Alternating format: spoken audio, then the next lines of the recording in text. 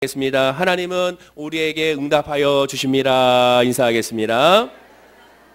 자, 잠언 16장 9절 말씀을 통하여 걸음을 인도하시는 이는 여호와라는 제목으로 이 시간 말씀의 은혜를 나누고 우리가 기도하기 원합니다. 12월 달만 되면, 즉 이 연말이 되면 한 해를 뒤돌아보게 되죠. 그래서 뒤돌아보면서 많은 사람들이 공통적으로 꼭 하는 말들이 있습니다. 즉 세월이 너무 빠르구나. 또한 후회가 좀 된다. 그때 이런 결정하지 말았어야 되는데, 이렇게 했어야 되는데 내가 선택을 잘못했다. 이렇게 후회하는 분들도 꼭 있는 것을 보게 되고, 또 아쉽다라는 그런 말을 하는 것을 보게 됩니다. 그러면서 동시에 내년엔 더 잘해야지 라고 또한 각오도 다지는 것을 보게 되죠. 그런데 대부분 2018년도를 한 해를 돌아봤을 때 다 좋은 것만 말씀하시는 분들이 많지 않은 것을 보게 됩니다. 2018년도는 그 어느 해보다 나에게는 최고의 해가 됐습니다라고 말씀하시는 분들보다는 아쉽다는 말들이 더 많은 것을 확인할 수가 있다는 것이죠.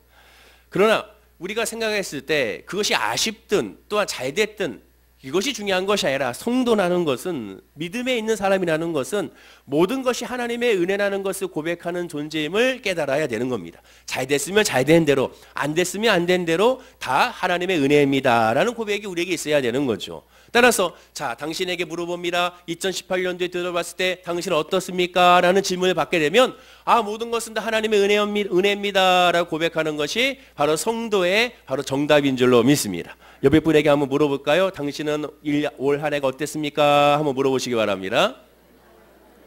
자, 이제 대답을 해야죠. 자, 뭐라고 대답할까요? 자, 시작. 모든 것이 은혜입니다. 예수 믿는 사람이 입술에는 항상 이 은혜를 달고 살아야 됩니다. 은혜. 사도 바울도 늘 은혜를 달고 살았습니다. 만약에 그 은혜라는 것이 달고 살기가 힘들면 이름을 은혜로 바꾸는 것도 괜찮겠죠.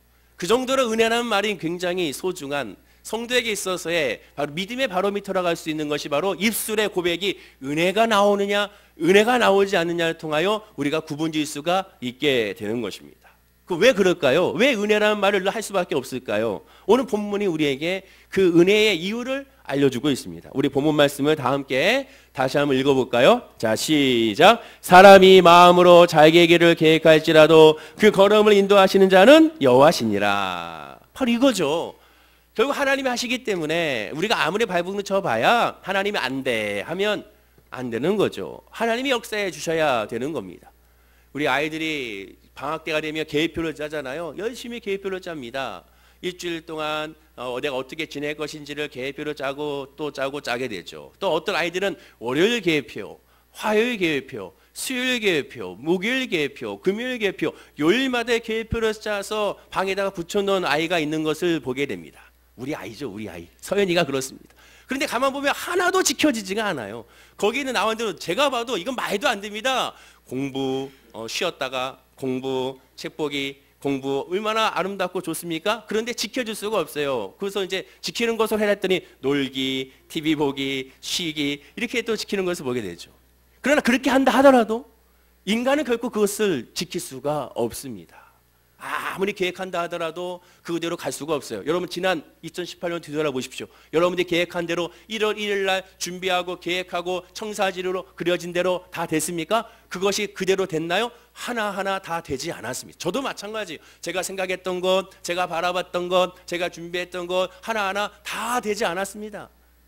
때때로는 안 된 것도 있습니다. 때때로는 오히려 이상한 방향으로 흘러가는 것도 있습니다. 그러나 결국 뒤돌아봤을 때 다 합력하여 선을 이뤘다는 것을 고백할 수밖에 없게 되는 거죠. 모든 것이 은혜임을 고백하게 되는 겁니다. 야고보 사도는 우리에게 모든 것이 삶의 주권이 여호와 하나님께 있음을 말씀해 주기 위하여 이렇게 말씀하고 있습니다. 야고보서 4장 13절과 17절 말씀인데요.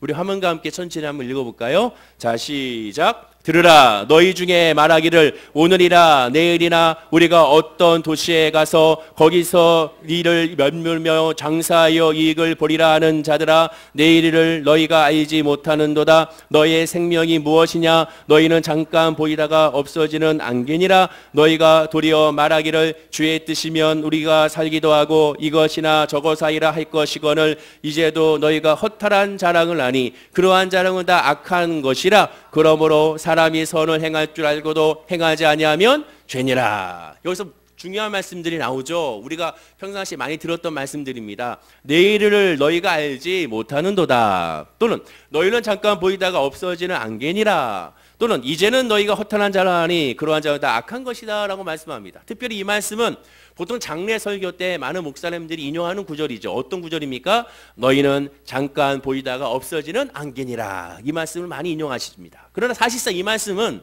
장래에 주어진 말씀이기보다는 바로 뭔가 일을 하고자 하는, 장사하고자 하는, 사업을 하고자 하는 사람들에게 주어지는 메시지가 1차적인 의미가 됩니다. 즉 야고보 사도가 이 말씀을 전한 첫째 의도는 장사하는, 사업하는 사람들에 대하여 다른 도시에 가서 장사하여 돈을 벌겠다고 말한 것을 두고 그것을 두고 악한 것이라고 비판하는 내용의 그 일부 중에 이 말씀을 하게 되는 겁니다. 자, 그럼 상식적으로 생각해 보세요. 내가 장사하겠다고, 사업하겠다고 다른 도시로 가겠다는 것이 잘못된 것입니까, 여러분? 어떻게 생각하십니까? 내가 돈을 벌겠다고 각오하는 것이 잘못된 것인가요? 오히려 그런 각오를 하지 않는 것이 잘못된 것이죠. 또한 이미 일을 시작했을 때 나는 돈 벌 거야 라고 생각하는 것이 좋은 것이지, 나는 이 일을 시작할 때 돈을 못 벌 거야 라고 생각하는 것이 좋겠습니까? 당연히 인간의 상식으로 봤을 때는 뭔가 하겠다고 생각하면서 그것이 이루어지겠다고 선포하고 준비하는 것은 아름다운 것이고, 오히려 그것에 대해서 칭찬해 줘야 되고 박수 쳐줘야 되고 격려해 줘야 되는 것을 우리가 보게 되는 것입니다. 그런데 야고보 사도는 이것에 대하여 악한 것이라고 분명하게 비판하고 있습니다. 계획하고 실행하는 것 자체가 잘못은 아닙니다. 우리가 오해하지 말고 성경을 봐야 됩니다.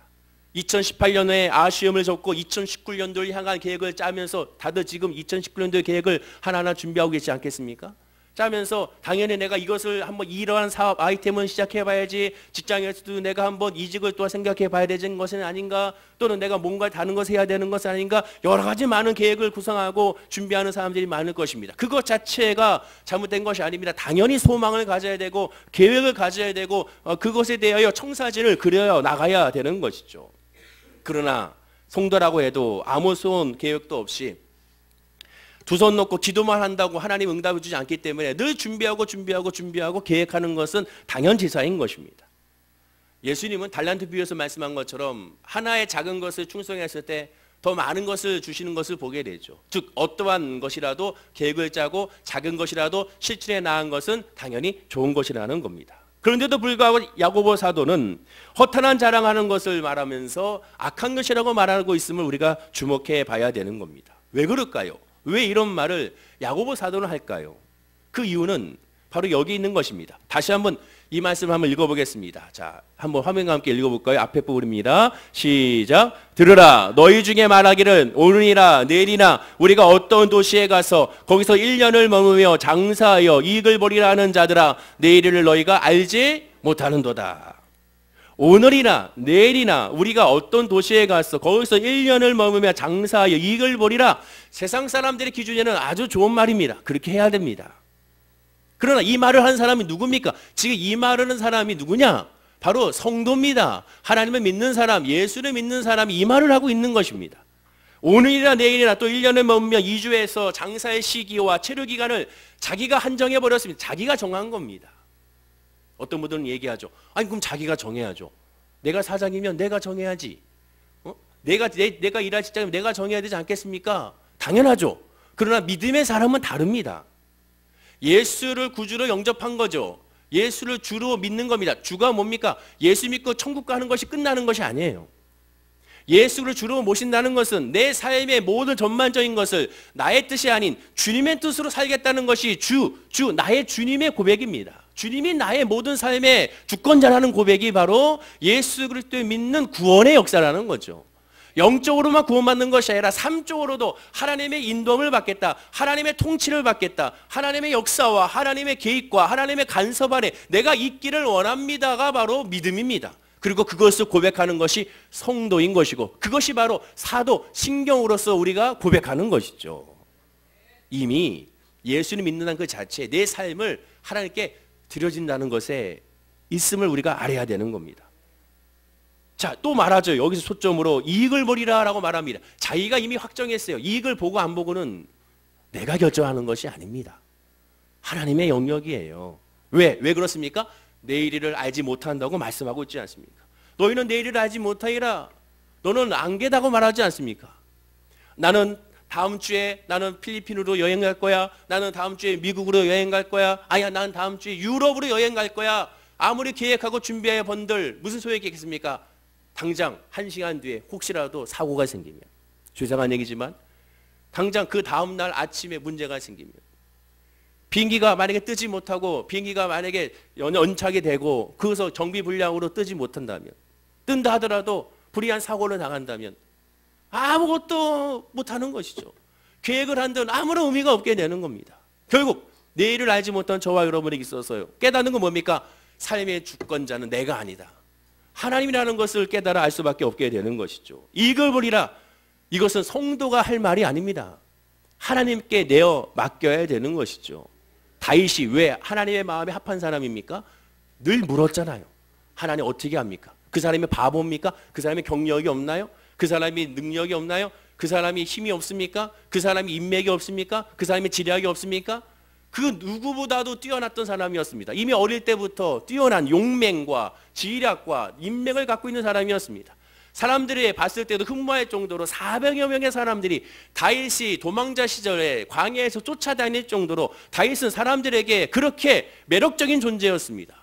그런데도 불구하고 그는 늘 하나님께 물었습니다. 하나님 어떻게 할까요? 하나님은 전쟁을 해야 될까요? 말아야 될까요?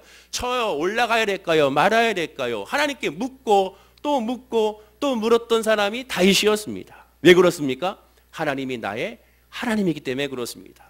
아무리 내가 계획한들 하나님이 역사해 주지 않으면 무너진다는 것을 알기 때문에 그렇습니다. 이스라엘 백성들을 보십시오. 여리고성에서 점령했을 때 하나님의 처음부터 끝까지 알파부터 오메가까지 다 하나님의 지시를 받았습니다.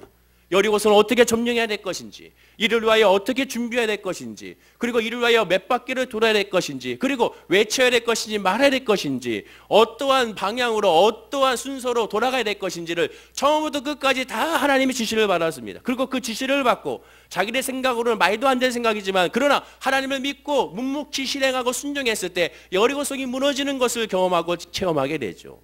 그러나 그 다음에 아이성을 점령했을 때 너무나도 작은 성이기 때문에 하나님께 묻지를 않았습니다. 하나님께 구하지도 않았습니다. 자기의 뜻과 자기의 생각으로 야, 저 정도 성이면 3,000명만 데리고 올라가면 능히 점령하리라.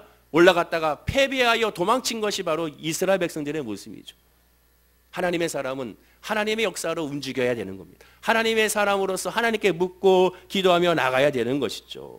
성도가 사업 개시의 날짜를 정하고 어느 도시에서 장사할지를 그 장소를 정하고 1년이라는 사업 기간도 정하면서 그 기간 안에 그곳에서 얼마간의 이익을 보겠다고 장담하는 그 자체가 하나님 앞에서의 교만이자 하나님 앞에서의 불순종이 되고야 마는 겁니다. 야, 너 지금 올라와? 끝나버리는 거예요. 아무것도 안 되는 겁니다. 지난 안타깝게 일산 백석동에서 불의의 사고로 노이신 어르신 한 분이 돌아가셨지 않습니까? 예비 사위와 식사를 하고 결혼 2달 앞두고 얼마나 아름다운 식사 자리였겠습니까? 얼마나 화기애애한 식사 자리였겠어요? 얼마나 또 사랑이 넘치는 식사 자리겠습니까? 미래를 바라봤죠. 곧 결혼식이 있으니까 결혼식에는 분명히 자, 이런 옷을 입고 이렇게 준비하고 아빠 그날은 좀 이쁘게 오셔야 됩니다. 머리는 어떻게 했으면 좋겠습니다. 별의별 얘기를 다 했겠죠. 미래에 대한 청사진으로 그 식사 시간은 가득 찼을 것입니다. 그러나 안타깝게도 너무나도 불행하게도 너무나도 슬프게도 여러분 잘 알다시피 상하수도 파열로 말미암아 그 온수, 그 100도 이상 되는 끓는 물에 안타깝게도 그곳에서 숨 거둔 것을 우리가 보게 돼요. 얼마나 고통스럽겠습니까? 사람은 아무것도 아닌 존재임을 깨닫게 됩니다. 사람은 정말로 아무것도 할 수 없는 연약한 존재임을 깨닫게 돼요. 누가 그 시간에 거기서 그런 사고가 날지 누가 알겠습니까? 아무리 계획한더라도 하나님이 이루어지지 않으면, 하나님께서 역사해 주지 아니하면 아무것도 안 되는 겁니다. 그렇다면 역으로 얘기하면 아무리 준비가 되지 않아도 하나님께서 이루어진다 한다면 열리게 되는 겁니다. 하나님이 하시고자 한다면 무너지게 되는 거고, 하나님이 하시고자 한다면 갈라지게 되는 거고, 하나님이 하시고자 한다면 비가 내리게 된다는 것을 기억하고 깨달아 아뢰를 줄로 믿습니다. 옆에 분에게 인사할까요? 모든 것은 하나님이 하십니다. 인사하겠습니다. 지금 이 사람은 자기가 다 할 수 있다고 생각했어요. 자, 다시 강조, 이 사람은 불신자가 아닙니다. 불신자면 그렇게 할 수 있어요. 불신자는 그렇게 해야 됩니다. 그렇게 하는 것이 불신자에게는 잘하는 것입니다. 불신자들 입장에서는 박수 받을 만한 사람입니다. 그러나 지금 이 사람은 예수 믿는 사람이, 하나님을 믿는 사람, 하나님 믿는 사람이라면 하나님께 묻고 하나님께 기도하고 하나님께 아뢰야 되는 겁니다. 하나님을 섬기는 성도라면 자기 세운 계획대로 이루어지지 이고 안 이루어지고는 자기가 결정하는 것이 아니고 하나님께 다 드려지고 하나님께 달려있음을 알고 주님의 뜻을 이루소서 나는 그곳을 달려가겠나이다. 하나님께서 나를 인도하여 주옵소서. 내 생각을 인도하여 주시고 내 발걸음을 인도하여 주시고 내 만나는 사람들 하나님이 역사해달라고 기도하는 것입니다. 그러면 하나님께서 인도해 주신다니까 하나님께 우리에게 직접적으로 말씀해 주셔야 되는 겁니까? 물론 그러면 좋겠죠. 그러나 하나님은 이미 우리에게 계시, 성경 말씀을 우리에게 주셨습니다. 말씀으로 우리에게 주셔서 우리가 어떻게 해야 될 것인지 알려주십니다. 어떻게 알려주십니까? 야, 이것을 계약하지 마라. 그렇게 하나님 말씀해 주십니까? 그렇지는 않습니다. 야, 이제 곧 대학 이제 입시를 해야 되는데 이 대학에 갈까요, 말까요? 쓸까요, 말까요? 그래, 이거는 쓰고 이거는 말아라. 하나님 그렇게 말씀하실까요? 그렇게 하지 않습니다. 그럼 하나님 역사는 뭡니까? 내 마음의 생각을 지키시는 겁니다. 그 생각에 지키는 것이 뭡니까? 세상에 줄 수 없는 평강이 내 마음을 지키는 것이 응답입니다. 그럼 가만히 있다고 응답을 받습니까? 아니죠. 하나님의 말씀을 묵상하면서 예배하고 기도하면서 하나님의 뜻을 평안을 구하는 겁니다. 그리고 그 갈 바를 알지 못하지만 아브라함이 걸어갔던 것처럼 하나님 내가 지금 기도하며 나아갑니다. 말씀 보며 나아갑니다. 내가 지금 이 사업을 시작하면서 이것을 계획하면서 내 마음에 평안함을 주시옵소서. 시간이 얼마 남지 않았습니다. 당장 내일 안에 이것을 결단해야 한답니다. 아버지 내 마음에 평안을 주셔서 주님의 평안으로 인도하여 주옵소서. 만약에 이것을 계획할 때 내 마음에 아직까지도 평안치 않다면 이것을 과감하게 포기할 수 있는 평안도 나에게 주십시오. 그렇게 기도하면서 나가는 겁니다. 그러면 어떠한 결정을 하든 하나님께서 그 길을 인도해 주시는 확신을 들게 되는 거예요. 그럼 어떻게 됩니까? A를 가든 B를 가든 상관이 없게 돼요. 하나님의 평안은 내가 이 길을 걸어가든 요 길을 걸어가든 하나님이 나와 함께 하신다는 것이 중요하기 때문에 그렇게 되면 거기서 자유하게 되는 겁니다. 이익을 얻지 못하든 이제 거기서 중요한 것이 아닙니다. 이 일을 통하여 하나님이 함께 하시냐 함께 하지 않느냐 그것을 바라보고 이익이 있으면 이익이 있는 대로 이익이 없으면 이익이 없는 대로 반드시 하나님의 역사와 하나님의 뜻이 있음을 깨달아서 감사하고 찬양하고 더 주님만 바라보게 되는 겁니다. 중요한 점 뭡니까? 예배의 자리에서 벗어나지 않은 상태에서 기도의 자리에서 벗어나지 않는 상태에서 말씀의 자리에서 벗어나지 않는 상태에서 이것이 이루어져야 한다는 것이죠. 악한 생각이란 하나님을 멀리하고 자기가 중심이 되는 생각이 악한 생각입니다. 고속도로를 운전하다 보면 이런 글귀가 있죠. 5분 빨리 가려다 50년 빨리 간다는 글귀가 있습니다. 정확한 글귀죠. 급하게 과속하지 말라는 것이죠. 우리 신앙도 마찬가지입니다. 과속해서는 안 되는 겁니다. 할 수 있다, 해보자, 하면 된다. 하나님의 말씀도 받기 전에 무조건 전주에 나아가면 안 되는 거예요.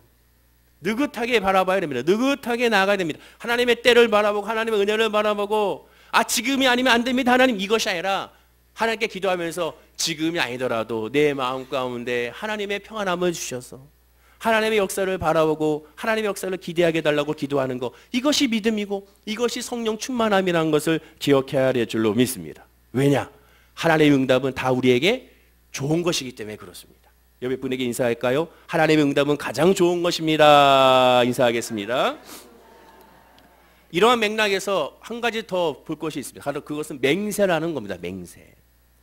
마태복음 5장 33절과 37절에 예수님을 맹세에 대해서 우리에게 설명해 줍니다. 우리 다 함께 한번 화면과 함께 읽어볼까요? 자, 시작. 또 옛사람에게 말한 바 헛맹세를 하지 말고 내 맹세한 것을 주께 지키라 하였다는 것을 너희가 들었으나 나는 너에게 이르노니 도무지 맹세하지 말지니 하늘로도 말라 이는 하나님의 보호자이미요 땅으로도 말라 이는 하나님의 발등상이미요 예루살렘으로도 말라 이는 큰 임금의 성이미요 내 머리로도 말라 이는 내가 한터럭도 희고 검게 할 수 없음이라 오직 너의 말은 옳다 옳다 아니라 아니라 하라 이에서 지나는 것은 악으로 쫓아 나느니라.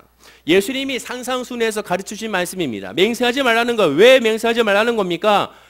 너희는 알지 못하기 때문에 맹세하지 말라는 겁니다. 야고보 사도가 자기가 계획한 대로 이룰 수 없다는 것을 장담하고 허탄한 악이라고 말했듯이 예수님도 이 맹세하는 것이 악으로 쫓아난다고 말씀하게 됩니다. 당시 율법사들은 맹세하는 것에 대하여 단순히 헛맹세를 말고 꼭 맹세한 것을 지키라고 말했습니다. 맹세를 허용했어요. 그리고 그 맹세했다면 무조건 지키라고 말합니다. 그런데 예수님은 한 발 더 나아가 맹세 자체를 도무지 하지 말라고 합니다. 왜 그렇습니까? 인간은 맹세를 지킬 수 없음을 알기 때문에 그렇습니다. 인간은 어느 누구도 그 맹세는 지킬 수가 없습니다. 맹세의 내용이 아무리 선하고 의롭고 꼭 지켜야 할 큰 담보를 건다 하더라도 그 맹세는 지킬 수 없는 존재가 저와 여러분이라는 것이죠. 그렇다면 신약에서만 이렇게 말씀하신 것인가? 예수님만 말씀하신 것인가? 아닙니다. 구약에서도 말씀하셨습니다. 전도서 5장 5절과 6절입니다. 우리 다 함께 화면과 함께 읽어보겠습니다. 서원하고 갚지 아니하는 것보다 서원하지 아니하는 것이 나으니 내 입으로 내 육체를 범죄케 말라. 사자 앞에서 내가 서원한 것이 실수라고 말하지 말라. 어찌 하나님으로 내 말소리를 진노하사 내 손을 한 것을 멸하시게 하랴. 서원하고 갚지 아니한 것보다 서원하지 않는 것이 낫다. 서원하지 말라는 것입니다. 하지 말아라. 맹세할 수 말아라. 그 지킬 수가 없다. 어느 누구도 그것을 지킬 수가 없어요. 그 이유를 예수님은 간단하게 말하죠. 이는 내가 한 터럭도 쉬고 검게 할 수 없음이라. 인간의 머리카락은 최하 10만 개라고 하죠. 하루에 빠지는 개수가 인간은 평균 한 40여 개라고 합니다. 그러니까 40여 개 빠지면 여러분 괜찮은 거예요. 걱정하지 마세요. 그 정도 괜찮습니다. 40개 넘어가면 이제 고민해 봐야죠. 이거 탈모니까. 머리 이렇게 해가지고 쫙 나오지 않습니까? 또 나왔네 이거. 그러면 안 되는 거예요 지금. 지금 나왔습니다. 이러면 안 되는데. 더 빠지면 안 되는데 이렇게 되면 안 되는 거예요. 탈모는 40개가 넘어갔을 때 탈모라고 말합니다. 근데 생각해 보세요. 그 흔한 머리카락도 인간이 어찌할 줄 모릅니다. 아무리 과학이 발달해도 머리 어찌할 줄 모르잖아요. 그렇잖아요. 돈 많은 사람들, 죄송해요, 머리 없는 사람들, 돈 많은데 불구하고 어찌하지 못하지 않습니까? 가만 생각해 보면 야, 저렇게 돈 많은 사람도 저 머리를 나지 못하게 하는 것은 결국 인간이 안 된다는 거예요. 할 수가 없다라는 거예요. 독일에 우리 선교사로 가시는 베를린 순복음교회 김한수 목사님, 우리 교회에서 오셔서 말씀 전하시잖아요. 그 김한수 목사님이 저한테 독일에서 오실 때마다 꼭 선물을 주시는데 그 선물이 다른 것이 아니라 독일제 샴푸를 저한테 주십니다. C1이라는 샴푸, 정확한 상품명은 말씀드리기 그렇지만 그 C1이라는 샴푸를 저한테 주세요. 그리고 A1이라는 샴푸 이 두 개를 주세요. A1은 비듬 제거, C1은 머리를 나게 하는 그런 샴푸를 합니다. 혹하잖아요. 그래서 제가 감사합니다 목사님 이렇게 좋은 걸 주시다니 해가지고 제가 열심히 쓰다가 가만히 생각해 보니까 제가 그런 얘기를 했어요. 근데 목사님, 이 독일 샴푸를 제가 1년 동안 써와서 좋긴 한데 근데 이제 가끔씩 텔레비전을 보면 독일 사람들 나오고 또한 독일 선수들 나온 거 보면 이 샴푸를 독일에서 제일 많이 팔린 샴푸라는데 대부분 독일 사람들 머리 없는 사람이 많던데 그럼 그 사람들이 이 샴푸를 안 써서 머리가 없는 건가요? 제가 그랬더니 가지 목사님 가스막 좀 이상하네요 그러면서 아무 말씀 못 하시더라고요. 아무리 인간이 이 과학을 발달해도 이 머리털 하나 나는 걸 할 수 못하는 것을 보게 됩니다. 인간은 그만큼 연약하고 한계가 있는 존재라는 거예요. 똑똑한 것 같으나 그만큼 요만큼 아는 거죠. 박사 받아봐야 그 많은 과정 가운데 그 하나의 그것만 연구해서 그거 하나 받은 거죠. 마찬가지입니다. 하나님 앞에 인간은 다 연약하고 부족한 존재인 거예요. 그리고 그 하나님 앞에서 늘 연약함을 알기 때문에 엎드려서 주님만 바라보는 존재입니다. 어찌 앞날을 인간이 미리 알고서 특정 사실을 예단하며 그것에 대하여 선포하고 그것에 대하여 준비할 수가 있겠습니까? 결국 알게 모르게 예단한 그 자체가 인생의 도박이라고 할 수가 있게 되는 것이죠. 특별히 맹세를 하는 일은 아주 중요한 일일 텐데 그럴 수는 정녕 더 없는 겁니다. 내일을 모르는 우리가 어찌 맹세할 수가 있겠습니까? 아무리 믿음이 좋은 사람이라도 성령에 충만한 사람이라도 사람의 뜻대로 이루어지는 것은 단 하나도 없습니다. 결국 하나님의 뜻대로 이루어지고 하나님의 역사로 이루어지고 하나님의 길을 갈 수밖에 없게 되는 것이죠. 결국 모든 것은 하나님의 주권에 달려 있습니다. 이백 분에게 인사하겠습니다. 모든 것은 하나님의 주권에 달려 있습니다. 인사하시기 바랍니다. 근데 이 말씀은 너무 과대 확장, 분석, 해석하여 어떤 이단 종파에서는 법정에서도 선서하지 말아라, 국기에 대하여 맹세하지도 말아라 라고 부정하게 됩니다. 성경에서 맹세하는, 금지하는 근본 이유는 살펴본 대로 장래를 인간이 절대로 통제할 수가 없기 때문에 그렇습니다. 그러나 법정 선서는 어떻습니까? 법정 선서라는 것은 있는 사실을 그대로 말하는 겁니다. 지금 있는 사실을 전하는 거예요. 있는 사실을 거짓 없이 고하기 위하여 선서하는 것입니다. 거짓을 말하는 것이 아니거든요. 병원에서 동의서 쓰지 않습니까? 수술 동의서. 근데 특정 종파는 이것을 쓰지 않습니다. 맹세하지 말라고 했다고. 근데 이 동의서 쓰는 이유가 무엇이겠습니까? 지금 현재는 이 사실에 대한 동의서를 쓰게 되는 것이죠. 그것은 미래를 예단하기보다는 현실을 인정하는 것이라고 할 수가 있게 되는 겁니다. 우리는 하나님의 믿음 앞에, 하나님의 말씀 앞에 겸손해져야 됩니다. 세상적인 겸손은 사람의 관계를 통한 겸손입니다. 세상적인 교만은 사람들의 관계를 통한 교만입니다. 그러나 성경적인 겸손과 성경적인 교만은 사람의 관계가 아닌 하나님 앞의 겸손이고 하나님 앞의 교만입니다. 그 하나님 앞의 겸손은 하나님께 엎드려서 주님의 뜻을 구하면 그것이 겸손이요. 하나님 앞의 교만은 하나님의 제쳐놓고 자기가 먼저 하겠다고 나서는 것이 그것이 바로 교만인 겁니다. 사울왕이 왜 하나님으로부터 그 왕위를 받았으나 다시 폐위가 되고야 말았습니까? 세상 사람들 앞에서는 겸손했지 몰라도 하나님 앞에 교만했기 때문에 그렇습니다. 예배했습니다. 기도했습니다. 말씀 받습니다. 하나님을 찬양했습니다. 사울왕이 하나님을 예배하지 않은 사람이 아닙니다. 하나님을 모르는 사람이 아니었습니다. 하나님을 믿지 않는 사람이 아니었습니다. 그러나 중요한 것은 무엇입니까? 결정적인 순간에 자기의 뜻을 하나님보다 앞세웠기 때문에 그가 왕의 자리에서 폐위될 수밖에 없었던 겁니다. 급하면 급할수록 뭐 해야 됩니까? 상황이 안 좋으면 안 좋을수록 뭐 해야 됩니까? 더 주님을 바라보고 기다려야 되는 겁니다. 더 주님을 바라보고 예배해야 되는 거죠. 더 주님의 뜻을 구해야 되는 겁니다. 급할수록 힘들면 힘들수록 더 주님 앞에 엎드렸을 때 그때 비로소 승리할 수가 있게 되는 거죠. 그래서 믿음이란 인내의 싸움이라고 할 수가 있는 거죠. 기다림의 싸움이라고 할 수가 있는 겁니다. 어떤 인내와 어떤 기다림입니까? 하나님의 응답에 대한 기다림, 하나님의 응답에 대한 또한 인내라고 할 수가 있게 되는 것이죠. 따라서 세상적인 교만과 겸손이 아닌 하나님의 기준으로 우리가 돌아서야 되는 거죠. 하나님의 기준으로 바라보게 되면 오직 주님 발 앞에 엎드려 예배하고 기도하게 됩니다. 그래서 믿음의 사람은 예배 자리에서 벗어날 수가 없어요. 왜? 하나님을 믿으니, 하나님을 의지하니, 하나님의 절대적인 주권 앞에 있으니 어찌 예배하지 않을 수가 있겠습니까? 어찌 기도하지 않을 수가 있겠습니까? 하나님이 모든 것을 전능하게 역사하신 하나님인 걸 안다면, 무소부지하신 하나님을 안다면 어찌 그 하나님을 외면할 수가 있겠습니까? 기도의 응답인 것을 믿는다면 왜 기도하지 않을 수가 있겠습니까? 치료하신 하나님이 여호와 하나님이라면 당연히 여호와 하나님 앞에 엎드릴 수밖에 없게 되는 것이죠. 나를 인도하시는 분이 여호와 하나님이라면 그 하나님 앞에 엎드릴 수밖에 없는 겁니다. 예배란 하나님을 인정하는 것입니다. 그리고 그 인정함으로 말미암아 하나님의 응답으로 살아가는 것, 그것이 바로 성도요 저와 여러분이라는 것을 기억하고 깨달아 알아야 될 줄로 믿습니다. 그리고 이런 하나님 앞에 겸손은 한 걸음 더 나아가 성도의 모든 말과 행동이 주님의 뜻으로 바뀌는 것입니다. 그럼 하나님의 기준이 되면 어떻게 되는가? 베드로전서 5장 5절과 7절의 말씀으로 이루어지게 되죠. 자, 우리 다 함께 한번 이 말씀 읽어볼까요? 화면과 함께 시작. 젊은 자들아 이와 같이 장로들에게 순복하고 다 서로 겸손으로 허리를 동이라. 하나님이 교만한 자를 대적하시되 겸손한 자들에게는 은혜를 주시느니라. 그러므로 하나님의 능하신 손 아래에서 겸손하라. 때가 되면 너희를 높이시리라. 너희 염려를 다 주께 맡겨버리라. 이는 저가 너희를 공고하심이니라. 베드로 사도는 교회 안의 젊은이들에게 장로에게 순종하고 순복하라 라고 말합니다. 이것이 겸손이라고 말합니다. 그러면 왜 순종하고 순복합니까? 어르신이기 때문에 그 세상의 기준이죠.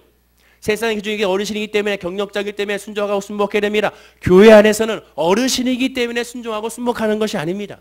무엇 때문에 순종하고 순복합니까? 하나님을 믿기 때문에 순종하고 순복합니다.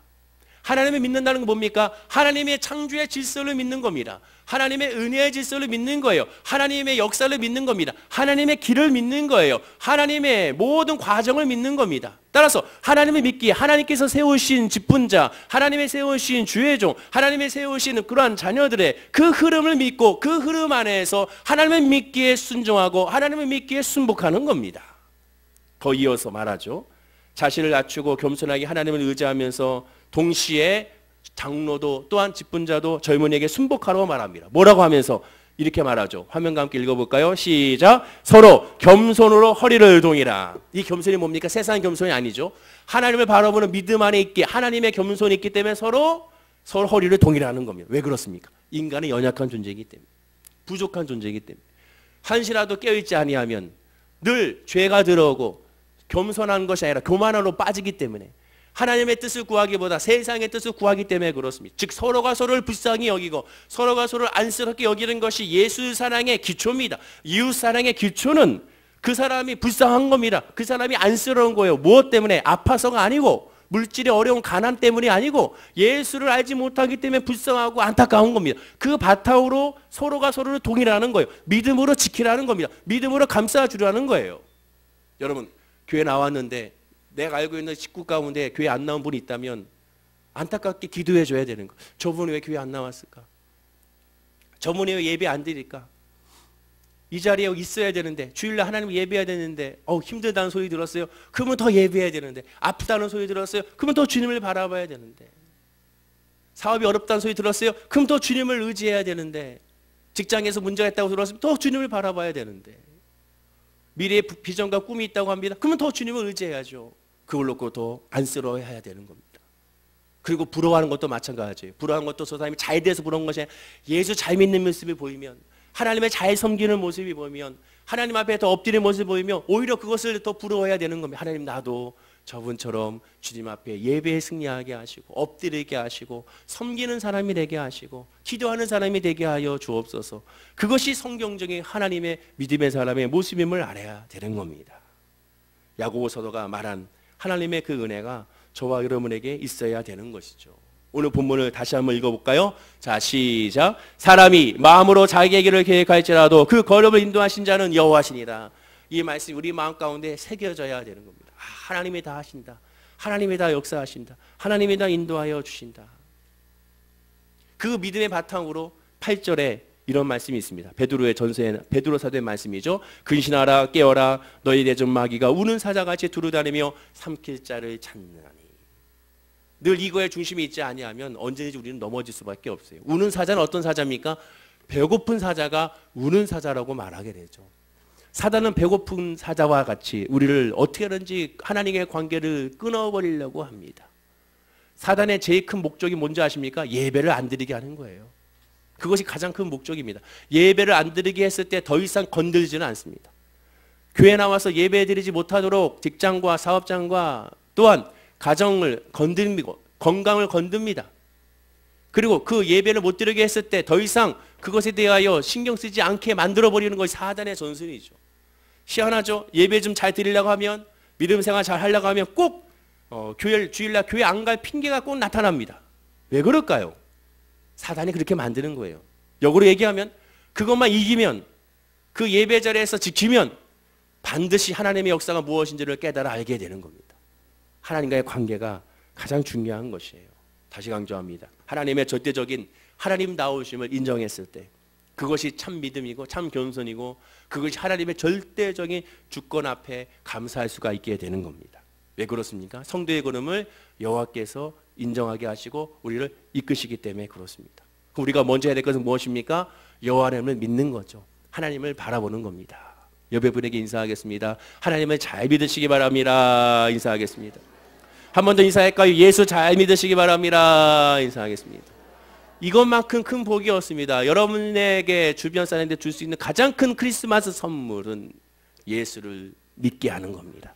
예수를 안에 거하게 하는 겁니다. 사랑하는 성도님들, 2018년도에 뒤로 돌아봤을 때 혹 어떤 어려움과 아픔이 있다 하더라도 예수 안에 있다면 걱정할 필요가 없습니다. 믿음 안에서 분명 하나님께서는 합력하여 선을 이루어주기 때문에 그렇습니다. 예수 안에 있다면 질병도 걱정할 필요가 없습니다.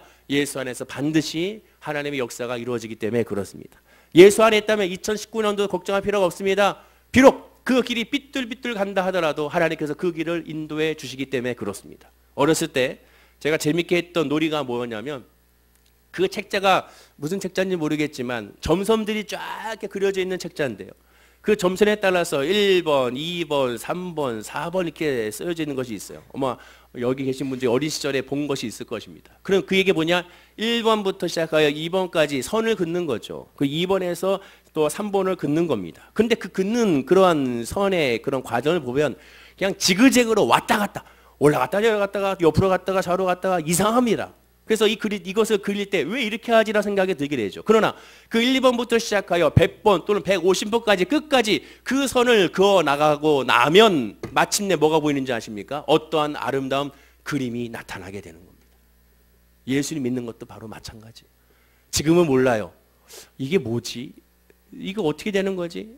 이거 전 방대 방향으로 내가 향하고 있는 것 같은데, 이렇게 하면 정 안 되는데, 내가 생각할 때 이렇게 하는 것이 아니라 이렇게 했으면 좋겠는데, 선을 여기 긋는 것보다 이쪽으로 긋는 게 좋겠는데 이것은 인간의 생각입니다. 믿음 안에서 하나님의 길을 계속 걸어가다 보면 반드시 하나님의 역사가 우리 삶 가운데 이루어짐을 깨달아 알게 되는 겁니다. 사랑하는 성도님들, 좌절하지 말고 힘들어하지 마시고 주님이 계시니까 주님만 바라보고 주님께 내어 맡기고 주님을 의지하면서 위로와 평안과 승리하는 우리 모든 성도님들이 되기를 간절히 축원하고 기도드립니다. 기도하겠습니다. 아버지 하나님 감사합니다. 여호와 하나님께서 우리의 삶을 인도하십니다. 여호와 하나님께서 우리를 이끌어 주십니다. 여호와 하나님께서 우리의 마음의 모든 계획을 하나님께서 그 걸음을 인도하시고 붙잡아 주심을 깨달아 알게 됩니다. 겸손히 그 하나님을 바라보는 우리 성도님들이 되게 하여 주시고 겸손히 하나님의 믿음 안에서 기뻐하고 감사하는 우리 성도님들이 되게 하여 주시옵소서. 이를 위하여 늘 주를 바라보는 예배의 자리에서 벗어나지 아니하게 하시고 기도에서 벗어나지 아니하게 하시고 말씀에서 벗어나지 아니하는 우리 성도님들이 다 되게 하여 주셔서 2018년도에 혹 이루어지지 않은 것들 실망하는 것이 아니라 2019년도에는 오히려 30배, 60배, 100배로 더 큰 하나님의 은혜로 나를 인도하신다는 것을 고백하고 선포하는 우리 성도님들이 되게 하여 주옵소서. 오직 믿음으로 나아가게 하시고 말씀으로 전제에 나아갈 수 있도록 은혜를 부어 주옵소서. 감사드리며 예수님의 이름으로 기도드립니다. 아멘. 우리 말씀을 기억